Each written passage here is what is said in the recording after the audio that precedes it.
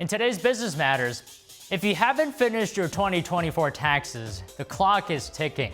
It's April 15th, otherwise known as Tax Day, the deadline to get federal income tax returns sent to the Internal Revenue Service. While a majority of U.S. taxpayers have already taken care of matters with the tax amendment, roughly 101 million have yet to do so.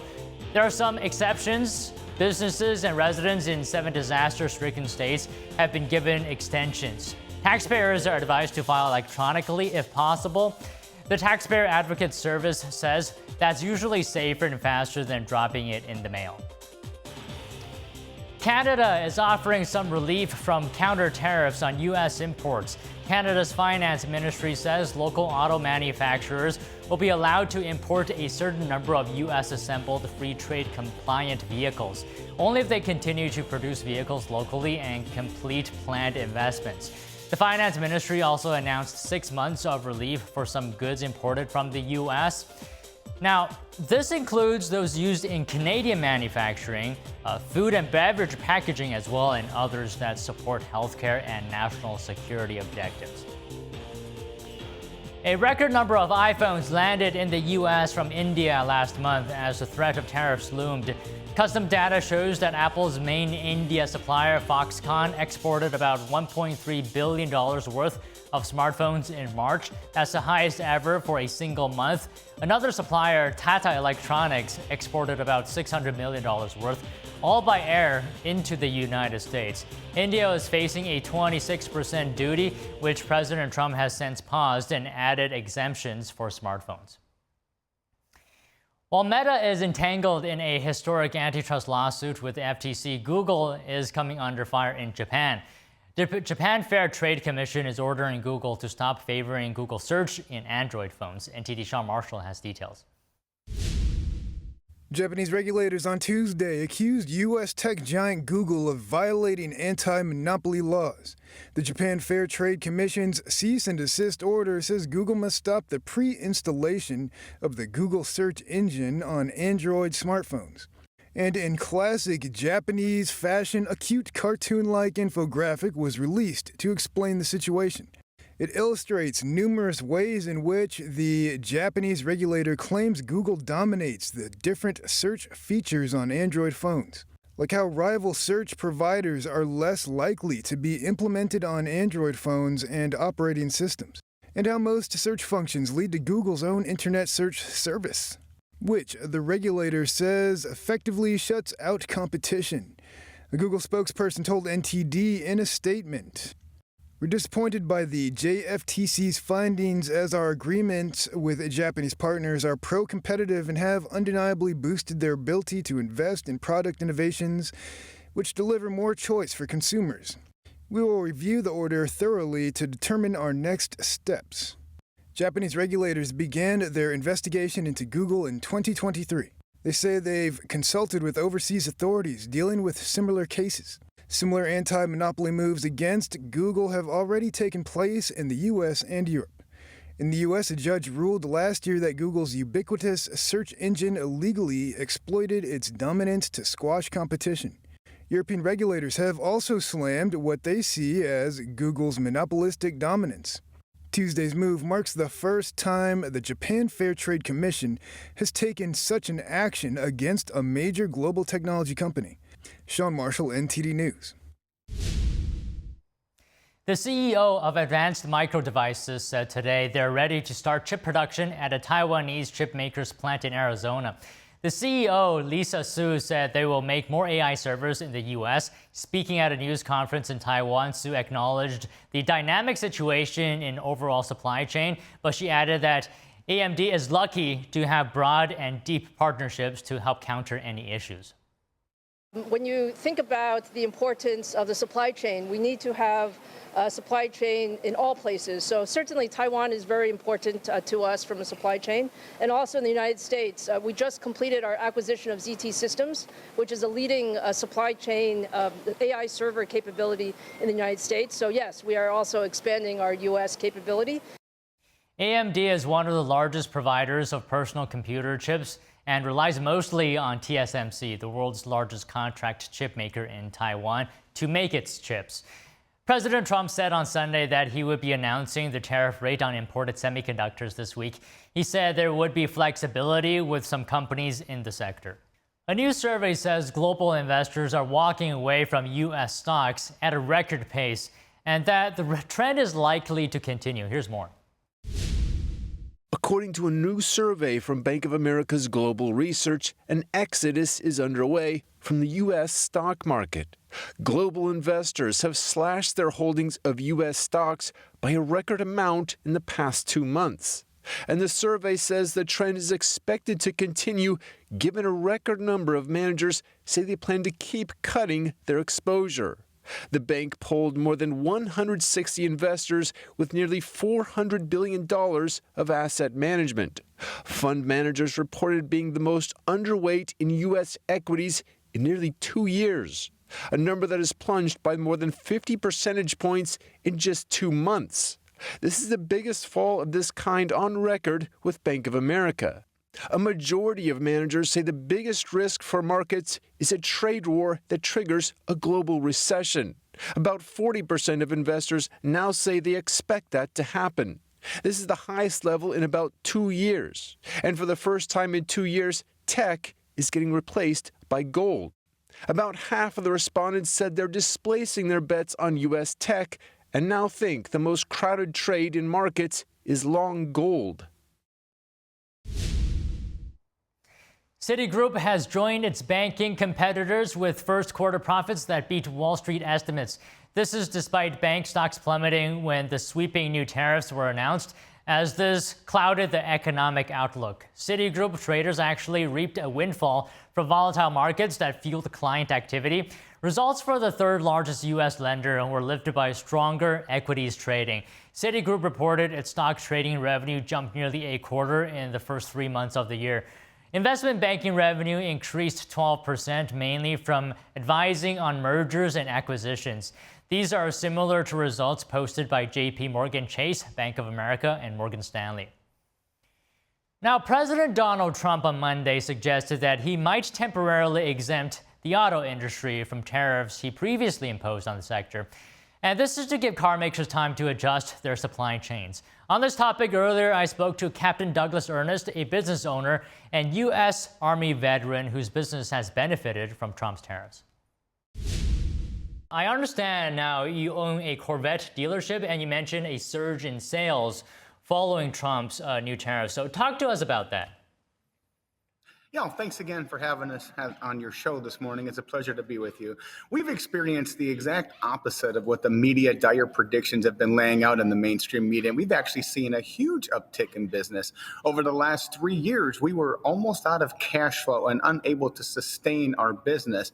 And starting in January, with the slow rollout of the tariff program, we started to see our old customers from 4, 5, 6, 7 years ago come back. And we started to be able to beat the premium competition in that space, which would be Mercedes, Porsche, and Lamborghini, which of course are mostly built in Germany and Italy. So we've had a huge uptick in business, and we are so happy for the tariff program to be rolled out methodically what it was. And we like to reckon it to a stratified gambit. It was a replacement of the players in this machine that we call the tariff program. Can you go into a little bit more detail, or perhaps a couple of examples? How did the tariffs protect your business specifically? Well, number one, we're an American-made product. A Corvette is the longest-running American sports car in American history. We've been in business for about 80 years, and we are all made in Bowling Green, Kentucky, and they've only been made there for the last 80 years. So we sell American products. Most parts are sourced from American vendors, and we sell American, we buy American, and we do all in-house work and so forth. We don't have anything outsourced around the globe. Well, when you are buying an American product, you're going to be buying it at Corvette Warehouse. With the tariff program, it was aimed to boost U.S. production, restore the trade balance, and it's a sort of a paradigm shift where people are starting to move methodically into the American-based product. The tempered tariff rolled out was awesome for us. It was a slow move. It wasn't an immediate shock. It was slowly announced. It was brought out. The only shock we saw is we saw the tariffs a couple of weeks ago from the Liberation Day of President Trump. That was actually the best week we had in the last 4 years. Wow. That's great. I mean, how was your business before the tariffs? Can you talk to us about that? Our business was absolutely horrific. We had the worst 3 years that I've ever had in my career of my business. We lost our retained earnings, our saving, our net worth, and our employees because we had to downsize significantly. But we lost in 3 years what it took 15 years to build. And right now we are on the process of rebuilding, putting our dealership back together and trying to find new ways and innovative processes to take advantage of the tariff slow rollout program. And by that, I mean being able to find a way to bring the consumers back that we lost to Porsche to Mercedes. Those consumers found a higher value in the imports because they were being sold with a better value proposition for the firm. So right now, this is our chance to finally get back where we were before and hopefully make paths and strides past where we were in the previous administration. I reckon what's going on in this economic policy is a stratified gamut. You know, there's different tiers, there's different stratas, and we have to find a world order where people are going to land. Those that play the game with us and compete in fair trade are going to do well. Those that fight us and do not get on our team are not going to do well, and we will lessen our trade with them and they will be less of a trading partner. So once again, I have the full faith and confidence of the current administration to make these changes. I was so scared that our business was going to close. We were down to about 7 months of operational money to be able to sustain our operations. And right now we feel like the world's on fire because we are doing so good. Our team is inspired and our people are finally starting to come back, and we're getting a shift in the paradigm to getting these customers back that left us that we've had for 5, 10, 15 years. Well, Captain Ernest, glad to hear that your business is doing well now after Trump's tariffs. Thank you very much for coming on the show. The pleasure is mine.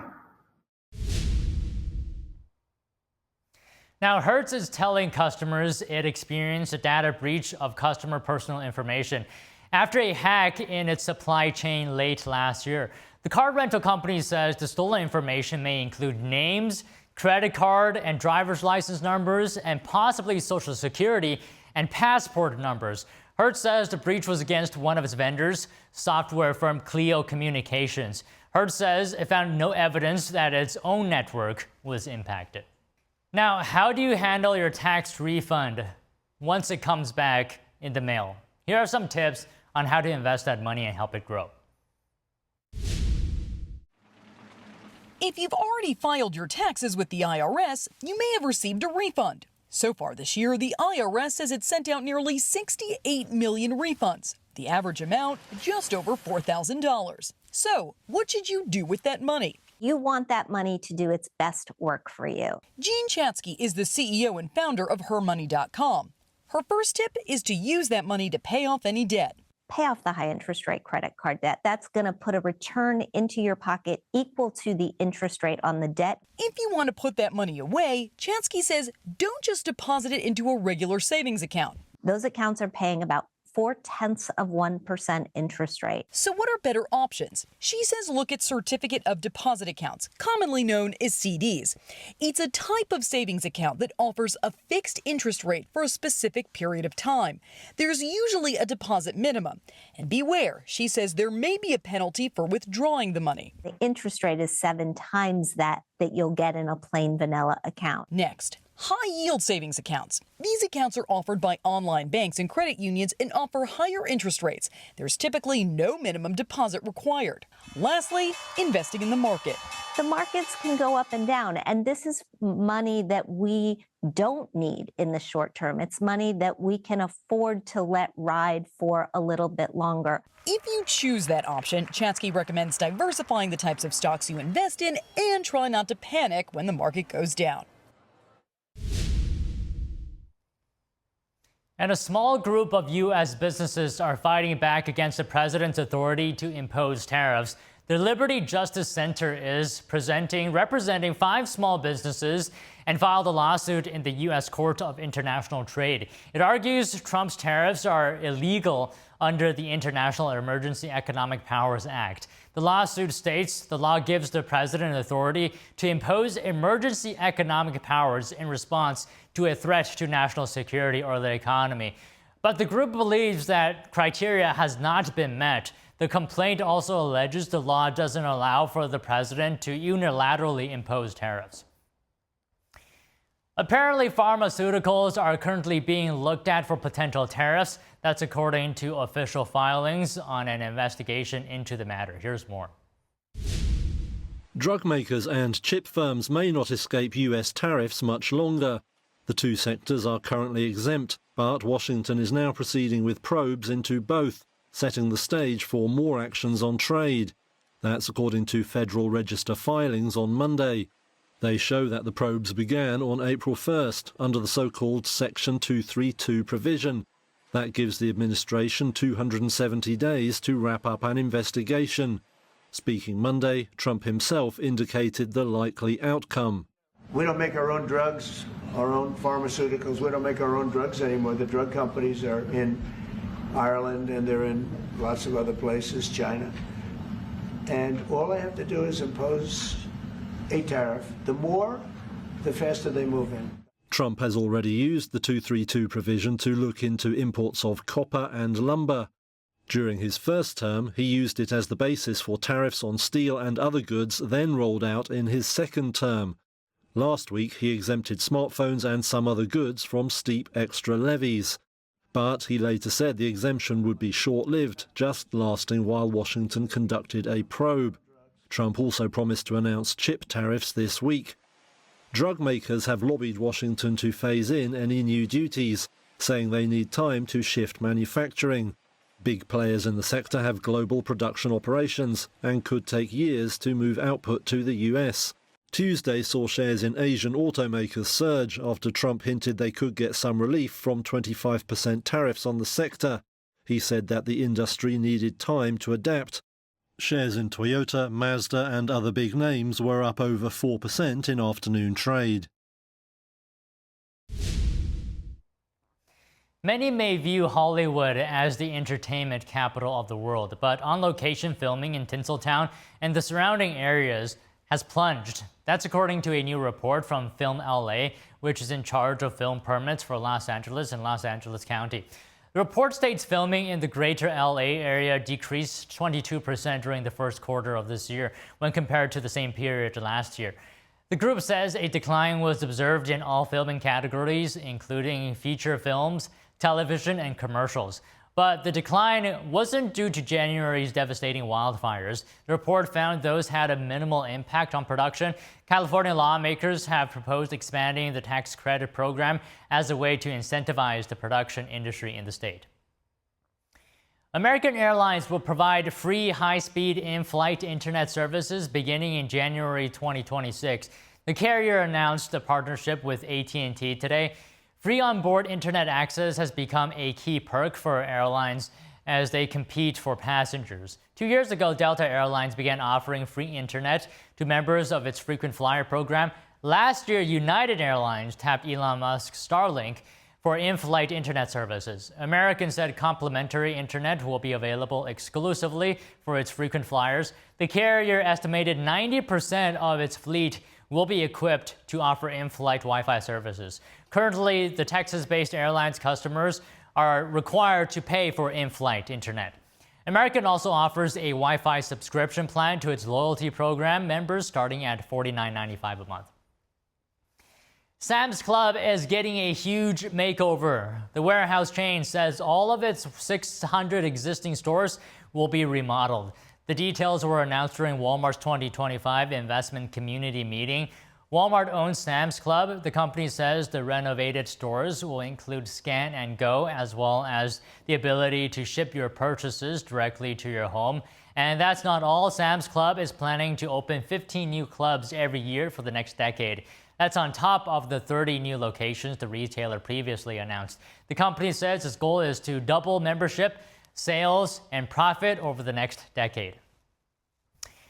Whether you had to pay Uncle Sam or got a return, you can treat yourself this tax day. Here's just a handful of restaurants and shops offering deals and giveaways. Kona Ice is offering free shaved ice to customers. But first, fill up on a free burger or fries from Shake Shack with a purchase of $10.40. Potbelly customers can snag a free sandwich from any purchase of a sandwich, and a Krispy Kreme customer who buys a dozen donuts will get a second dozen for just the sales tax. Okay, on to markets. Stocks ended slightly lower today as tariff-related uncertainty continued to weigh on markets. This is despite strong earnings from major banks like Bank of America and Citigroup, which lifted financial stocks. Consumer and healthcare shares, including Johnson & Johnson and Merck, declined. While first quarter earnings have been strong, strategists note that tariffs are dominating investor sentiment. And that's it on today's Business Matters.